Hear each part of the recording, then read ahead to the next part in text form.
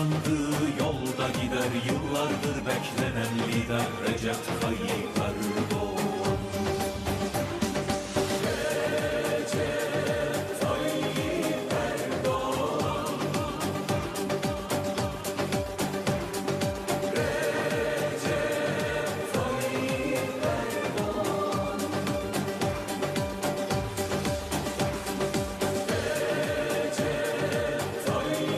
Erdoğan.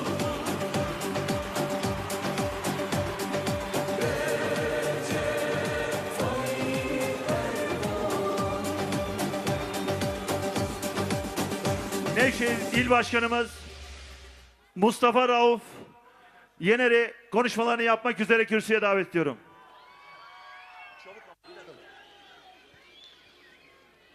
Çok kıymetli Cumhurbaşkanım, kıymetli bakanlarım, kıymetli milletvekillerim, belediye başkanlarım, Cumhur İttifakı'na destek veren siyasi partilerimizin başkan ve adayları, ana kademe teşkilatımız, kadın kollarımız, gençlik kollarımız, şehrimizin, ilçelerinin, belde, köy ve mahallelerinden gelen misafirlerimiz, hanımefendiler, beyefendiler, il başkanlığımızın mitingine hepiniz hoş geldiniz, şerefler verdiniz. Evet, vakit vuslat vakti, vakit Nevşehir vakti, vakit Recep Tayyip Erdoğan'a kavuşma vakti. Bu mübarek cuma gününde mazlumun umudu, ümmetin liderine, Cumhurbaşkanımıza 15 Temmuz'da olduğu gibi her zaman sahip çıktınız. Ben bu duygu ve düşüncelerimle sizleri sevgi, saygı, muhabbetlerimle selamlıyorum. Sağ olun, var olun.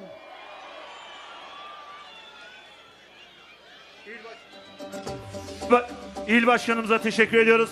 Şimdi de konuşmalarını yapmak üzere Nevşehir Belediye Başkanımız Sayın Atilla Seçen'i huzurlarınıza davet ediyorum.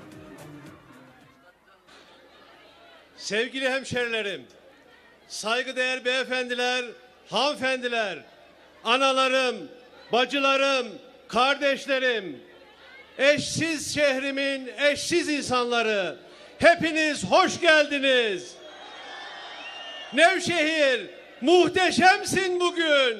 Nevşehir, harikasın bugün. Nevşehir, tarih yazdın bugün. Allah hepinizden razı olsun.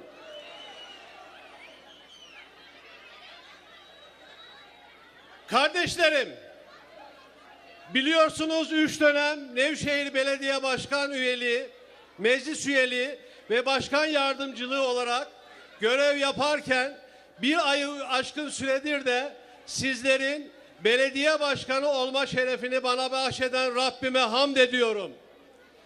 Reisimiz, Cumhurbaşkanımız Sayın Recep Tayyip Erdoğan'ın tensipleriyle bu kadim şehrin, aziz hemşerilerimin belediye başkanı olma şerefini bana bahşeden Rabbime tekrar hamd ediyor, şükrediyorum.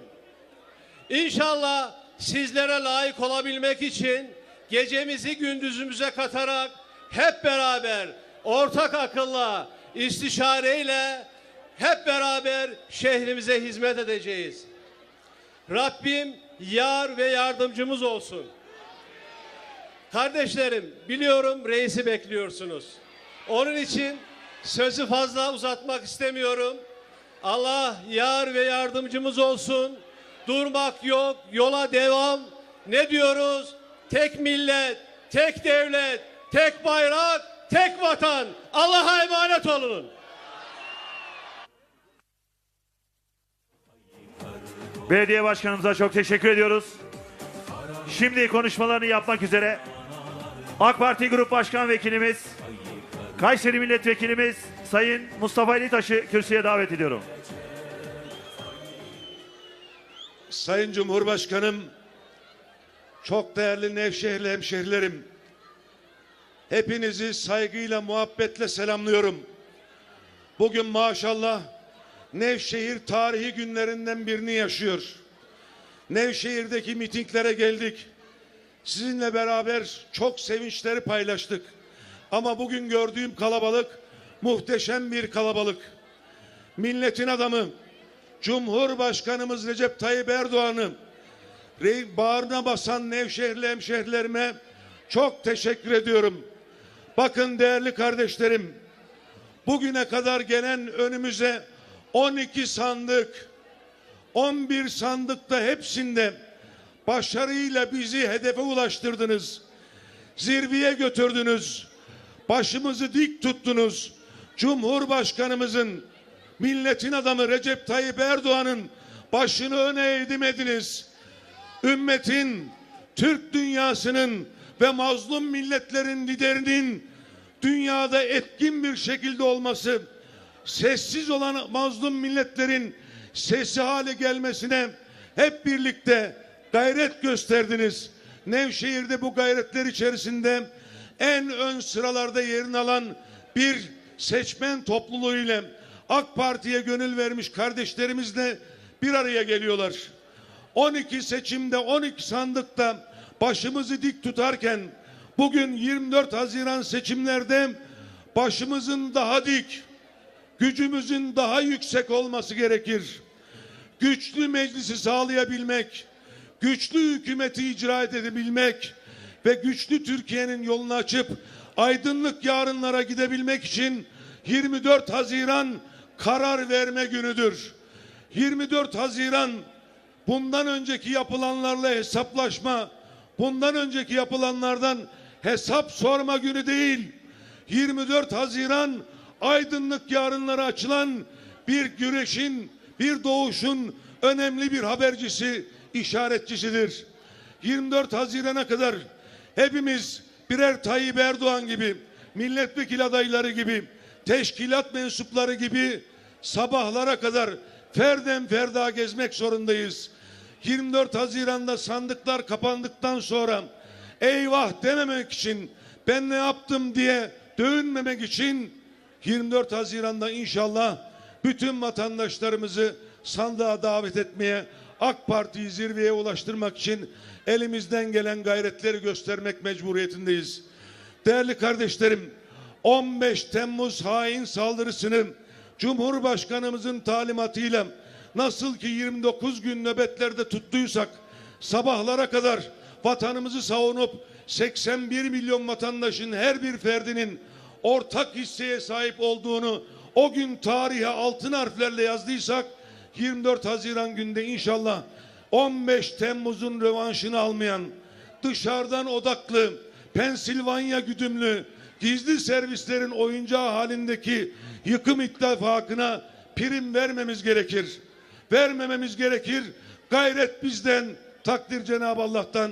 Hepinizi sevgiyle, saygıyla, muhabbetle selamlıyor.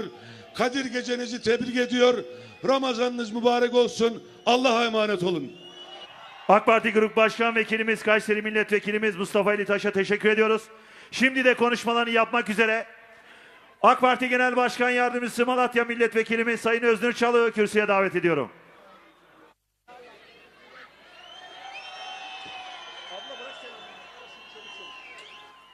Çok kıymetli Nevşehirliler, kıymetli hanımlar, değerli kardeşlerim, vakit Recep Tayyip Erdoğan vakti dediniz, vuslat zamanı dediniz, Cumhurbaşkanımızla buluşma vakti dediniz. İnşallah Cumhurbaşkanım sizi, siz de onu çok özlediniz. İnşallah 24 Haziran'da başkomutanımızı, Cumhurbaşkanımızı, milletin umudunu, ümmetin umudunu, Recep Tayyip Erdoğan'ı Nevşehir Cumhurbaşkanı seçecek inşallah. Başkomutanı askersiz bırakmayacak. Nevşehir'den de Allah nasip ederse her zaman olduğu gibi 3 tane milletvekilini meclise gönderecek inşallah. Tamam diyenlere inat, terör örgütleriyle beraber yürüyen diyenlere inat, ince incelere inat, ipsizlere inat, temelsizlere inat. Yapılması gereken tek bir şey var. Durmak yok, yola devam. Durmak yok, durmak yok. Nevşehir'de 3 milletvekili, mecliste de Allah nasip ederse en az 300 milletvekili, Cumhurbaşkanlığında da Recep Tayyip Erdoğan'la, başkomutanımızla yola devam edeceğiz diyorum. Hepinizi saygıyla, sevgiyle, muhabbetle selamlıyorum. Allah'a emanet olun diyorum. Sağ olasınız, var olasınız.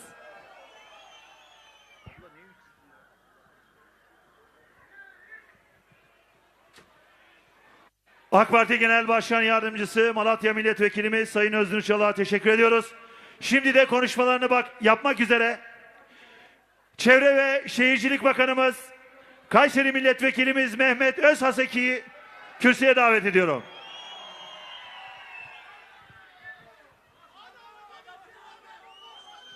Çok değerli kardeşlerim,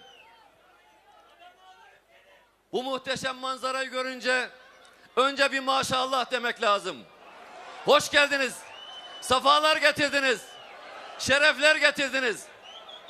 Ben biliyorum ki sizler reisi seviyorsunuz.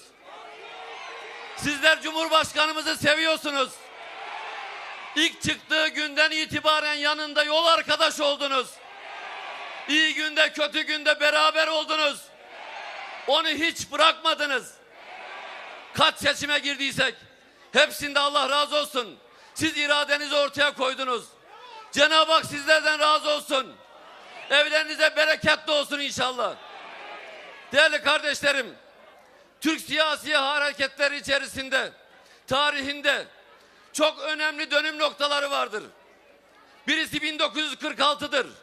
Çünkü tek parti zulmünün bittiği çok partili sisteme geçiştir bu tarih.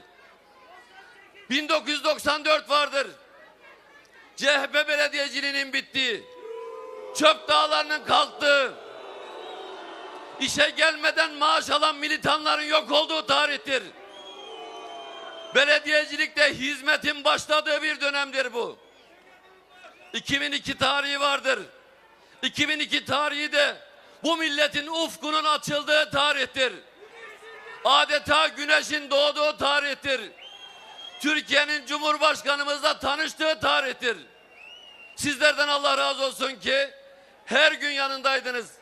Bütün seçimlerde, genel seçimler dahil olmak üzere, yerel seçimlerde sizler hem Cumhurbaşkanımızı desteklediniz, hem de AK Parti'ye sonuna kadar gönül verip destek verdiniz. Allah sizlerden razı olsun. Bizler de hizmet ettik. Elimizden geleni yaptık.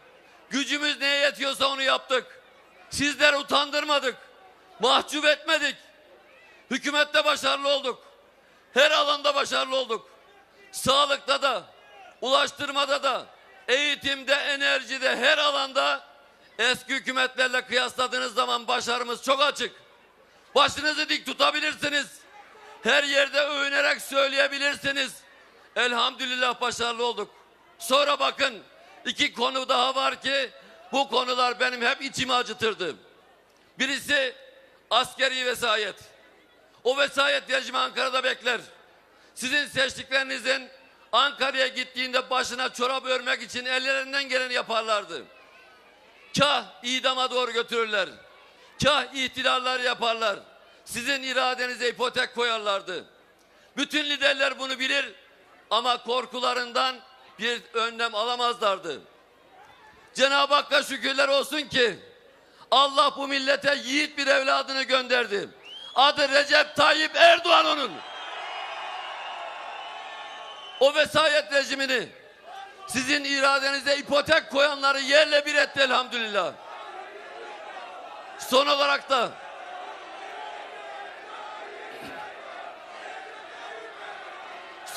da hepimizin içini acıtan bir konu vardı. Küçücük yavrularımız okul kapılarından çevrilirlerdi. Anneler düğünlerine bile, çocuklarının düğününe bile alınmazlardı. Sebebi inançlarından dolayı baştan örttükleri o örtü. Bundan dolayı zulmederlerdi. çok şükür bu dönemde kalmadı. Bu da bitti elhamdülillah. Şimdi yeni bir günle baş başayız. Bizim için milat inşallah önümüzdeki ayın 24 olacak. Bu ayın 24 olacak. İnşallah ben görüyorum ki Nevşehir ilk defa bu kadar muhteşem bir kalabalıkla reisini kucaklıyor. Allah hepinizden razı olsun. Sandıkları patlatmaya var mıyız? 3 milletvekili arkadaşımızı Ankara'ya göndermeye hazır mıyız? Allah sizden razı olsun. Cenab-ı Hak sizlerden razı olsun. Ben de bu toprakların bir evladı olarak şimdiye kadar Nevşehir'den milletvekili arkadaşlarım, belediye başkanımız ne getirmişse üzerime aldım, omuzumda taşıdım, sizlere hizmet ettim. Bundan sonra da hizmet etmeye hazırım. Allah'a emanet olun. Hepinizi saygıyla, hürmetle selamlıyorum. Sayın Bakanımıza konuşmalarından dolayı teşekkür ediyoruz. Ön tarafta evet gençlerin olduğu bölümde bir sıkışıklık var. Şöyle birer adım geri gidebilir miyiz lütfen? Rica ediyoruz sizlerden. Şimdi ay yıldızlı bayraklarımızı bir görelim. Hanım kardeşlerimizin olduğu yerde de aynı şekilde. Şöyle birer adım geri gidelim lütfen. Birer adım. Evet birer adım gidebilirsek bu öndeki sıkışıklığı halletmiş olacağız. Birer adım. Evet gençler. Ezilenlerin gür sesidir o. Suskun dünyanın hür sesidir o. Göründüğü gibi olan, gücünü milletten alan Recep Tayyip Erdoğan. Hazır mıyız Nevşehir? Sevdalıların buluşma vakti geliyor. Hazır mıyız? Sesidir o, suskun dünyanın hür sesi. Bayraklarımızı bir indirelim lütfen. Bayraklarımızı bir indirelim. Şimdi elleri görmek istiyoruz Nevşehir. Tüm eller.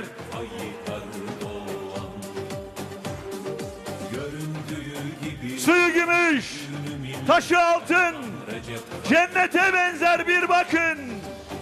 Her yanı tarih ve destan. Hazır mıyız? İşte cesur yürekli lider geliyor. Anadolu'nun yiğit evladı geliyor. Dünya beşten büyüktür diyerek dünya mazlumlarının gür sesi olan millet, bayrak, vatan sevdalısı lider Cumhurbaşkanımız Recep Tayyip Erdoğan. İşte Nevşehir, işte cesur yürekli lider. Mazlumlara sırdaş olan, gariplere yoldaş olan Recep Tayyip Erdoğan. Mazlumlara sırdaş olan... Nevşehir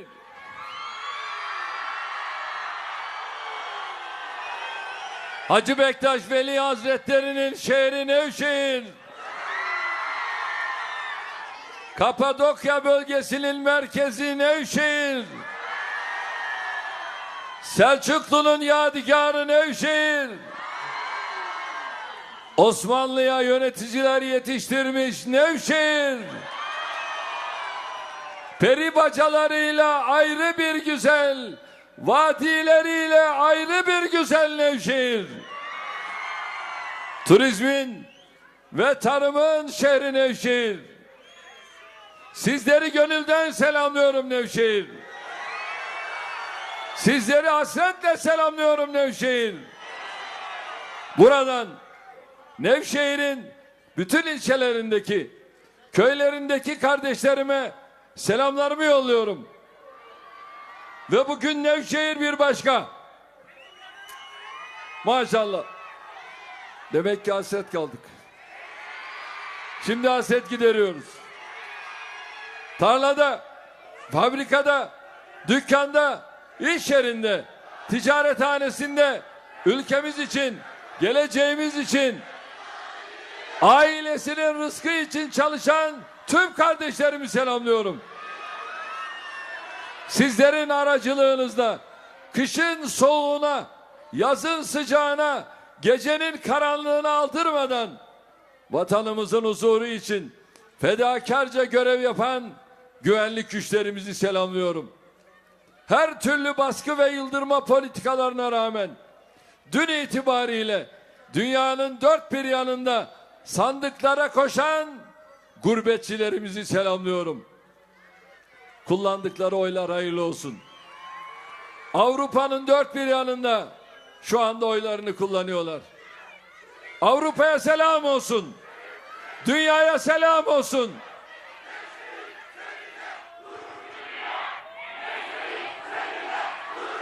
Ben de sizlerle gurur duyuyorum. Maşallah. Şu heyecana bak. Şu coşkuya bak. 3 yıllık hasretin ardından tekrar Nevşehir'de olmaktan büyük bir memnuniyet duyuyorum. Bugün bizi heyecanla bağrına basan tüm Nevşehirli kardeşlerime teşekkür ediyorum. Maşallah. Bugün Nevşehir gerçekten destan yazıyor. Nevşehir tüm kalbiyle milletin adamına sahip çıkıyor. Nevşehir'in piri Hacı Bektaş'ın dediği gibi hakka talip olan kişi başka murad isteme. Dostun seninle beraber başka vüslat isteme. Bu dünya bir sofradır. Arzular gelir geçer. Eğer bizi buldun ise başka murad isteme. Ne güzel değil mi? Ne güzel. Biz de sizi bulmuşsak daha ne murad isteyelim? Nevşehirli kardeşlerimiz bizimle oldukça daha ne vuslat isteyelim? Nevşehir'in şu muhabbetini gördükten sonra Allah'tan başka ne dileyelim? Bunun için her fırsatta bize millet yeter, bize Nevşehir yeter diyoruz. Sizlerden aldığımız güç ve cesaretle istikbale yürüyoruz. Durmak yok. Durmak yok. Nevşehir'in şu coşkusundan aldığımız ilhamla 2023'ün, 2053 ve 2071'in Türkiye'sini inşa ediyoruz. Şimdi buradan soruyorum. Hazır mıyız? 24 Haziran'da güçlü meclis için Cumhurbaşkanlığında şahsımı mecliste AK Parti'yi desteklemeye hazır mıyız? 24 Haziran'da güçlü hükümet için Cumhurbaşkanlığında şahsımı mecliste AK Parti'yi desteklemeye hazır mıyız?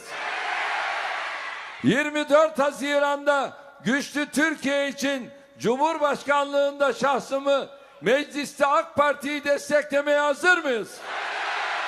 Maşallah. Rabbim bu sevdayı nazarlardan korusun.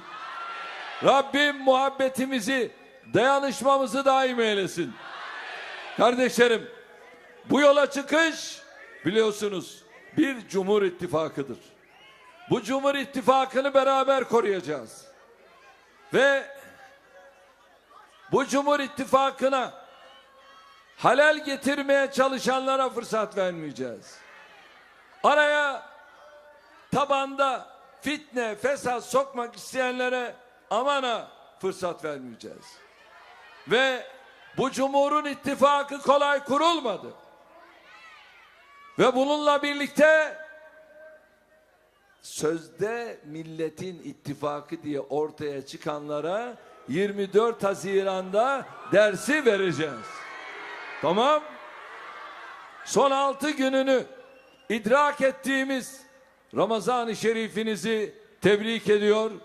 Yüce Allah'tan hepimizi Kadir Gecesi'ne ve Ramazan bayramına kavuşturmasını niyaz ediyorum. Rabbimden bu mübarek ayın bereketiyle hanelerimizi şenlendirmesini, nuruyla kalplerimizi aydınlatmasını diliyorum. Bu Ramazan'da gözyaşını sofralarına katık eden Filistinli, Suriyeli, Iraklı, Türkistanlı kardeşlerimize Rabbimden sabır ve metanet niyaz ediyorum.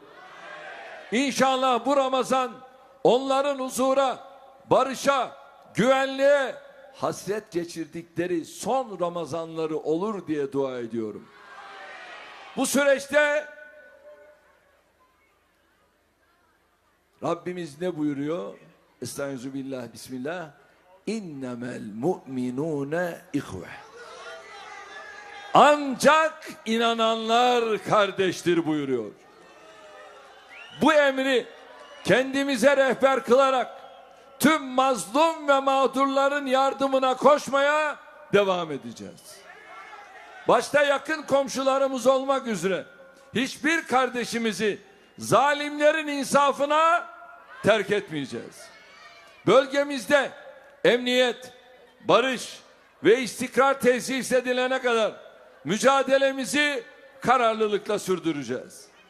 Çünkü biz millet olarak kuvvetini mazluma değil zalime kullan diyen Hacı Bektaş-ı Veli'nin geleneğinden geliyoruz. Biz her insan bir alemdir diyen Hazreti Mevlana'nın gönül sofrasından besleniyoruz. Biz bölüşerek tok oluruz, bölünerek yok oluruz buyuran Yunus Emre'nin hikmet pınarından içiyoruz. 16 yıldır insanı yaşat ki devlet yaşasın anlayışıyla ülkemize ve milletimize hizmet ediyoruz. Hiç kimseyi ötekileştirmeden, hiçbir vatandaşımızı ötelemeden, insanlarımızın etnik kimliğine, inancına, kılık kıyafetine bakmadan hepsini bağrımıza basıyoruz. Onun için ne diyoruz? Bir olalım, iri olalım, diri olalım, 81 milyon kardeş olalım, hep birlikte Türkiye olalım. Bölgemizde fitneyi değil, kardeşliği büyüteceğiz.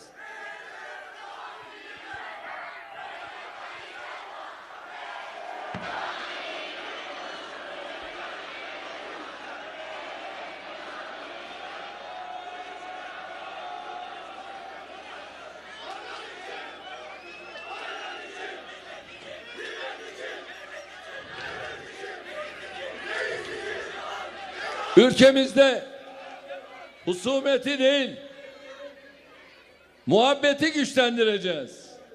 Kavganın değil, barışın mücadelesini vereceğiz. Gerilimi değil, dayanışmayı, kaynaşmayı artıracağız.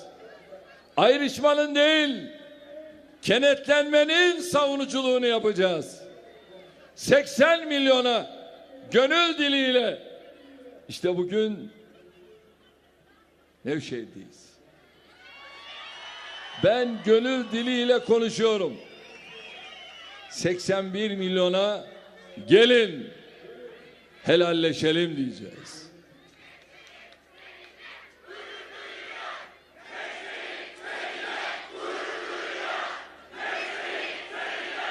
Biz sizlerle gurur duyuyoruz. Hacı Bektaş'ın, Yunus'un, Mevlana'nın, Hacı Bayram Veli'nin muhabbet diliyle konuşmayı sürdüreceğiz. Anadolu'nun bereketli topraklarında kesinlikle fitnenin, kinin, nefretin boy vermesine müsaade etmeyeceğiz. Tamam mı? İşte bunun için her gittiğimiz yerde ne diyoruz? Vakit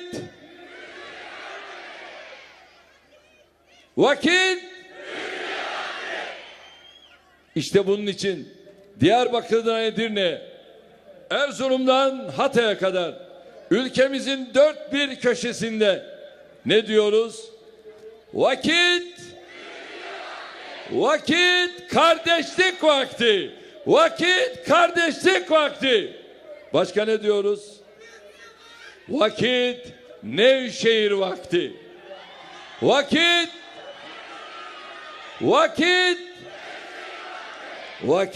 Türkiye vakti diyoruz. Bu ne demek bu? Bu kardeşlik. Bu birlik. Bu beraberlik. işte 24 Haziran'da sizlerden Türkiye'nin huzuru, bölgemizin istikrarı için mührü Cumhur İttifakı'na, AK Parti'ye basmanızı istiyorum. Kardeşlerim, Nevşehir 24 Haziran'da Türkiye'yi şahlandırıyor muyuz? 24 Haziran'da Nevşehir'den sandıkları patlatıyor muyuz? Peki gür bir sada ile tüm Türkiye duysun. Güçlü meclis diyor muyuz? Güçlü hükümet diyor muyuz? Güçlü Türkiye diyor muyuz? Maşallah, barekallah. Hacı Bektaş Veli Diyarı bugün bambaşka. Kardeşlerim, Nevşehir bugüne kadar bizi hiç mahcup etmedi. Yalnız bırakmadı. 2002'den beri girdiğimiz tüm seçimlerde Nevşehir tavrını demokrasiden, adaletten, kalkınmadan yana koydu. Bugüne kadar Nevşehir daima AK Parti'nin milli iradenin kalesi oldu. 16 Nisan halk oylamasında da Nevşehir yine bu güzel geleneğini bozmadı. Ne aldı? %65,6 gibi Türkiye ortalamasının çok üzerinde bir oy oranıyla Cumhurbaşkanlığı hükümet sistemine evet dedi.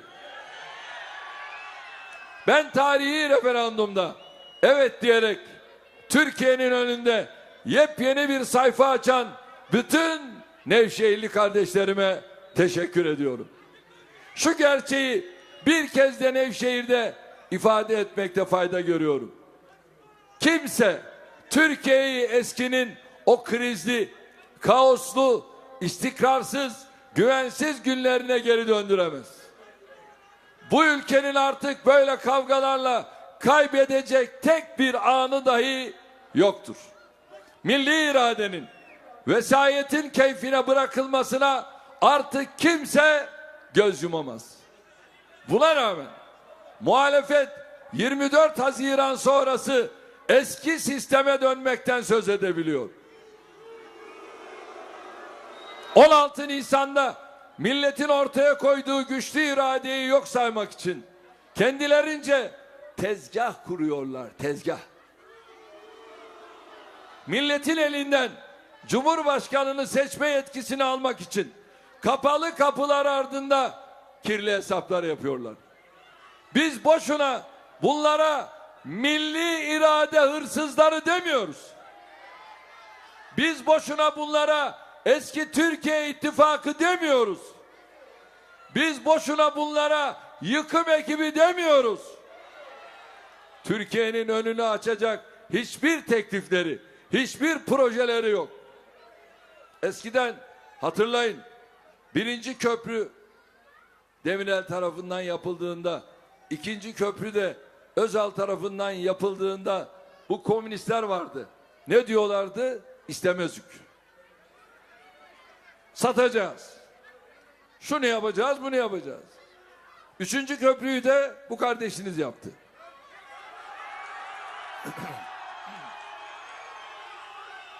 Şimdi sözde ince ne diyor? 4.'yü de ben yapacağım diyor. Ya sen neyi yapacaksın? Sizin hayatınızda böyle bir şey var mı ya? Dikili ağacınız yok, ağacınız. Milletin derdine derman olacak tek bir önerileri yok. Dün akşam Kanal D ortak yayını izlediniz mi? Nasıl buldunuz? İyi miydi? İnşallah. Rabbim tesirini hak etsin. Ekonomide, ticarette, turizmde, dış politikada millete sunacakları bir tane bile hedefleri yok. Bunlar ya yıkmanın derdindeler ya da Nevşehirli kardeşlerimin ifadesiyle, sizin güzel bir ifadeniz var. Bakayım biliyor musunuz? Komşu bağından Hani söyleyin bakayım.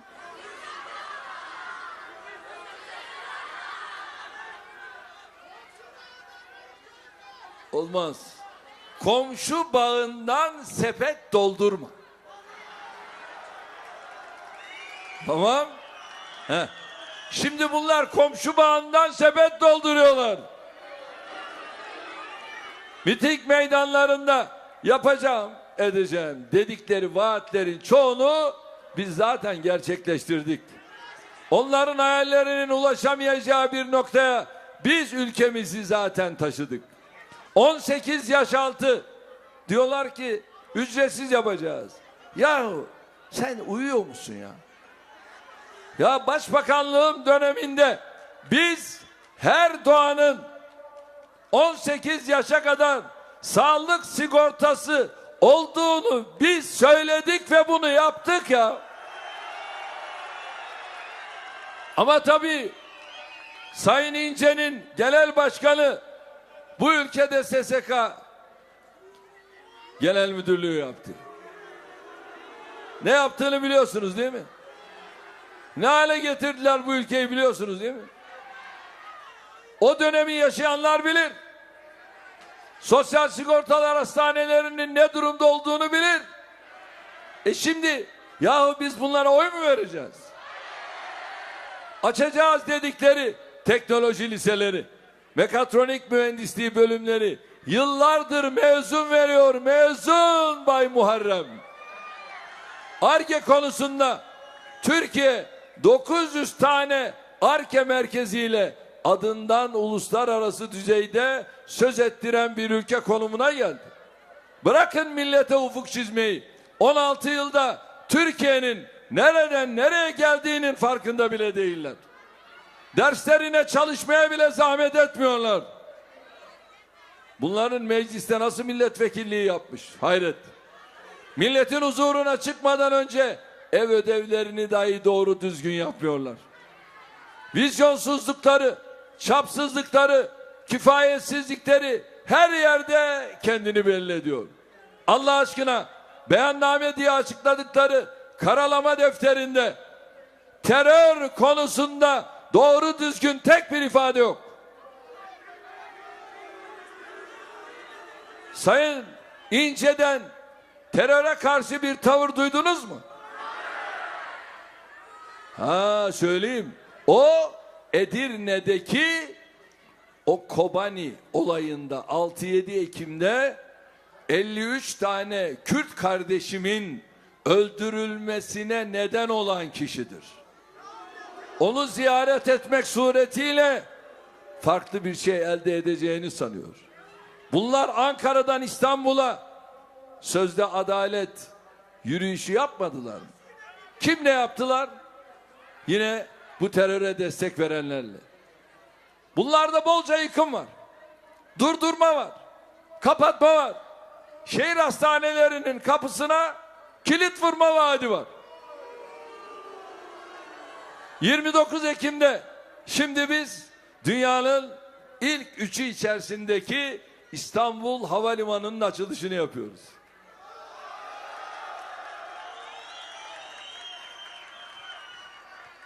Bunların hafsalası bile almaz. Biz yaparız. Ama onlar biz yıkacağız diyor. Yıkamazsın. Yıkamazsın. Neyi yıkıyorsun? Neyi yıkıyorsun? 29 Ekim'de biz bunu açıyoruz. Dünyanın en büyük havalimanını biz açıyoruz.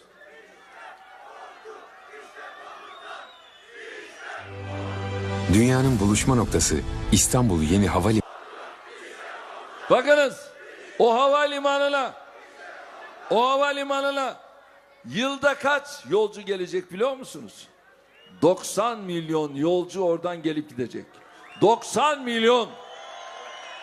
2023'te bu rakam 150 milyona çıkacak. Ey İnce ve diğerleri.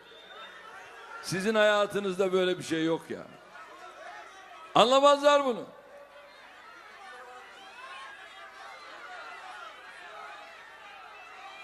Evet. Nasıl şu havalimanı?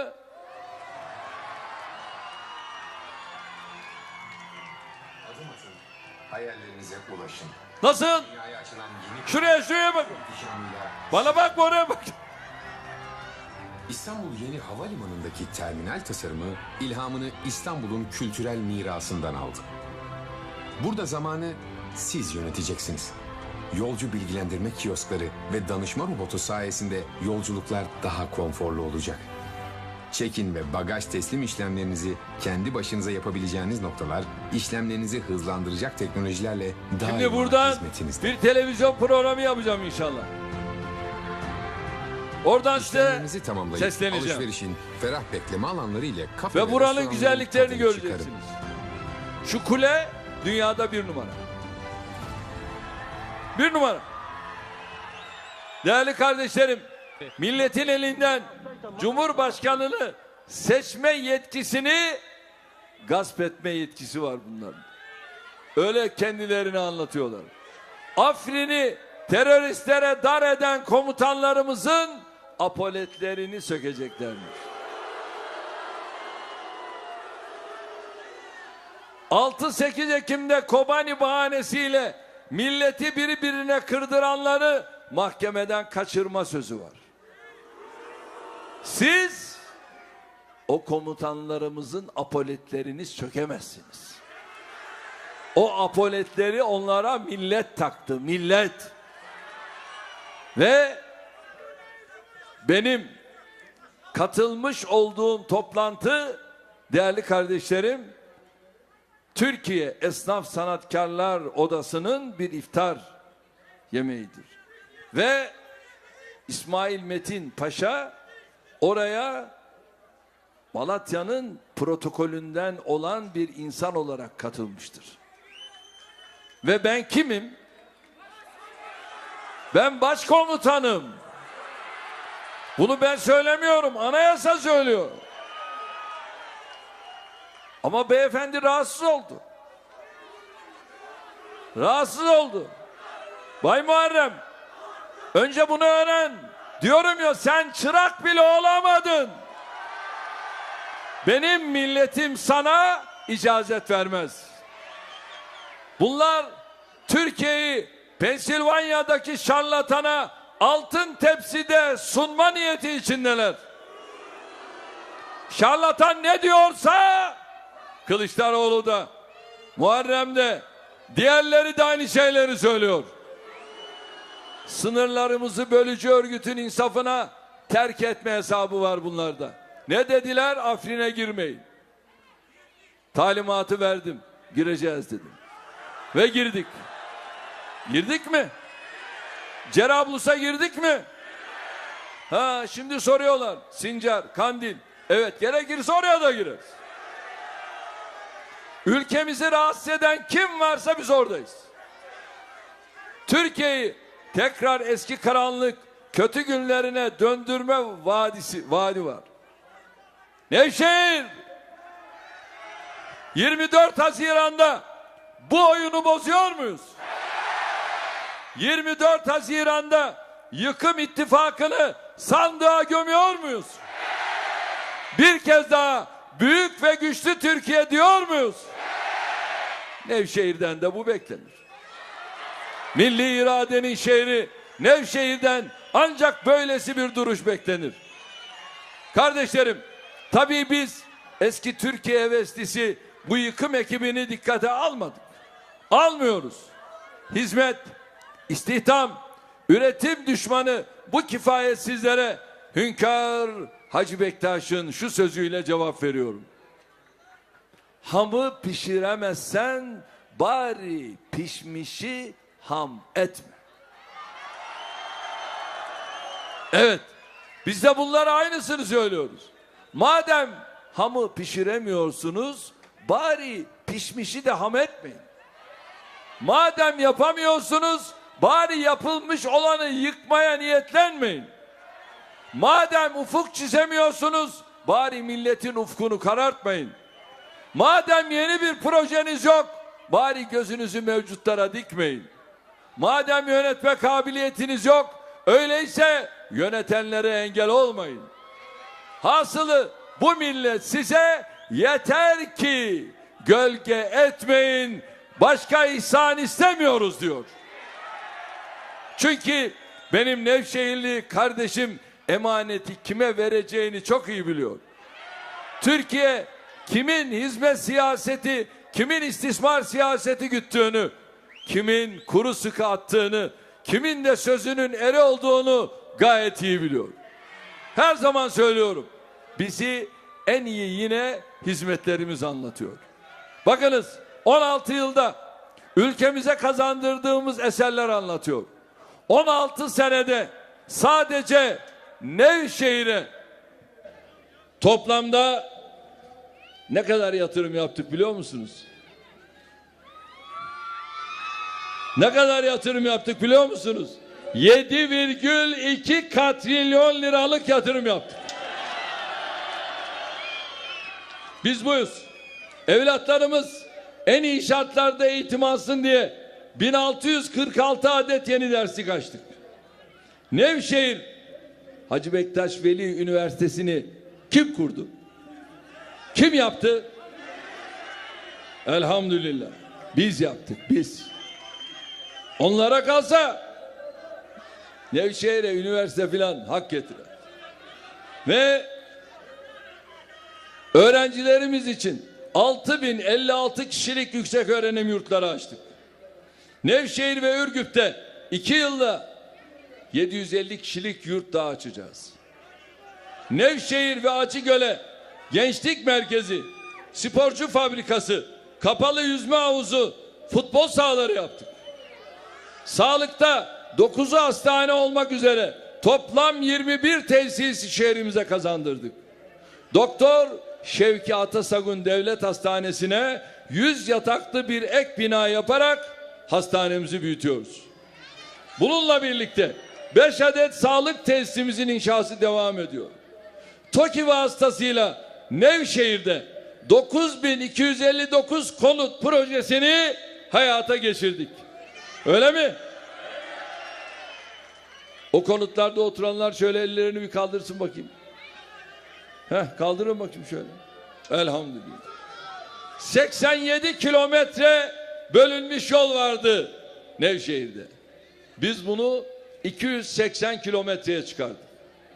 Toplam maliyeti 354 trilyon lira olan 7 adet yol projemizin yapımı devam ediyor.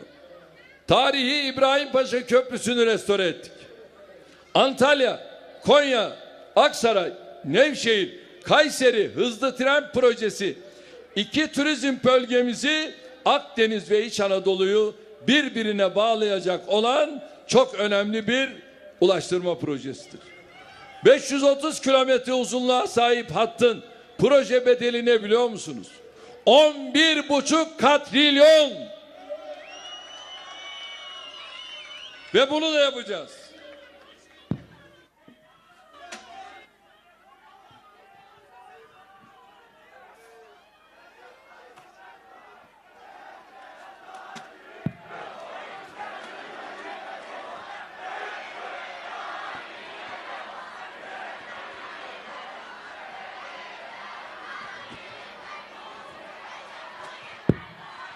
Kardeşlerim, hem yük hem de yolcu taşımacılığı yapılacak bu hattın 4 kesim halinde etüt proje çalışmaları sürüyor.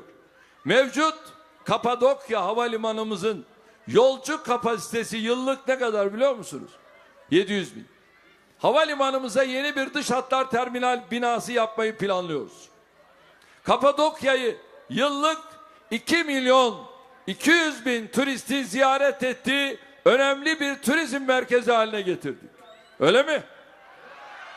Nevşehir'de Ayhanlar Barajı'nı, Avanos Özkonak Barajı'nı, Doyduk Barajı'nı, Kozaklı ve Taşlıöğüt göletlerini tamamlayarak hizmete aldık. Sulama projelerimizde 39 bin dekar tarım arazisini sulamaya açtık. 17 bin dekar araziyi de sulayacağız. İçme suyu arıtma tesisiyle şehir merkezimizin ihtiyacını karşıladık. yaptığımız ithalatı ile de Nevşehir, Acıgöl, Nar, Göre ve Sulusaray'ın 2050 yılına kadar içme suyu ihtiyacını karşılayacağız. Nevşehirli çiftçilerimize toplamda ne kadar destek verdik biliyor musunuz? 1 katrilyon.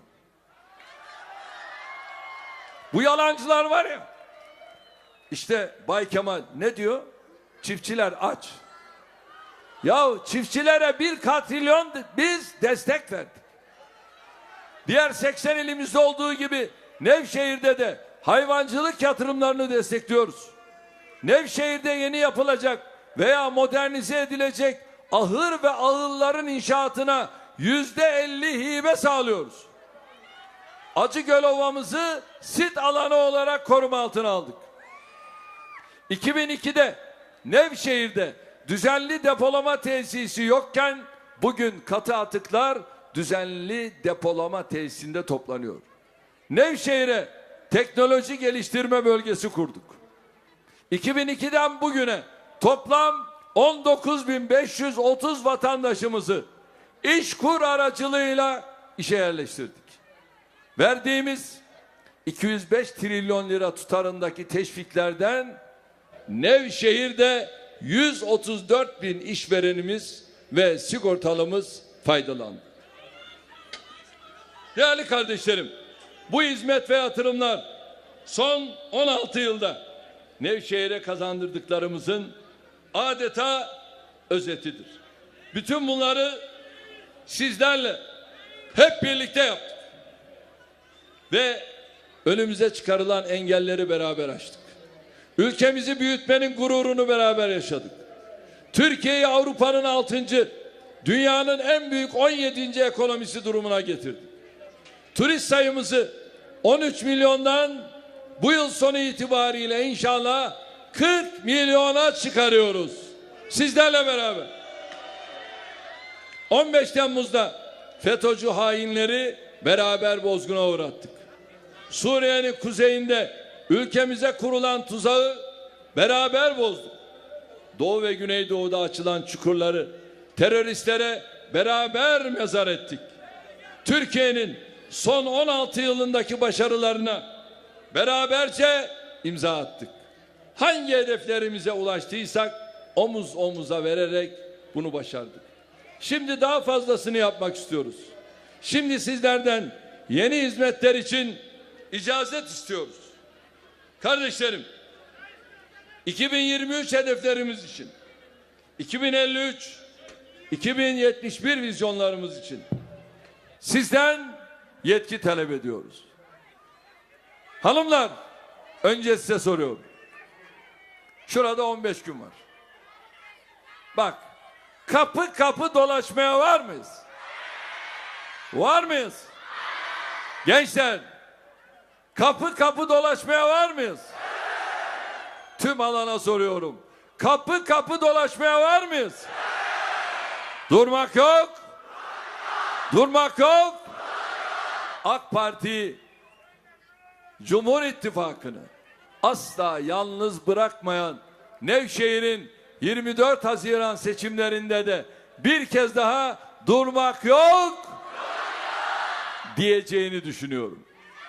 Nevşehirli kardeşlerimin Türkiye'nin kalkınma hamlesinin birkaç siyaset çırağı tarafından durdurulmasına izin vermeyeceğine inanıyorum. Ben 24 Haziran'da Nevşehir'den yine rekor bekliyorum. Sizlerden Türkiye'nin aydınlık yarınları için çok güçlü destek bekliyorum. Bizi mahcup etmeyeceğinizi biliyorum. Nevşehir, vakit birlik vakti diyor muyuz? Vakit Nevşehir vakti diyor muyuz? Vakit Türkiye vakti diyor muyuz? Rabbim hepinizden razı olsun. Sözlerime son verirken ahde vefanız, muhabbetiniz için her birinize teşekkür ediyorum. Allah yolumuzu açık etsin diyorum. Hepinizi sevgiyle, saygıyla selamlıyorum. Kalın sağlıcakla.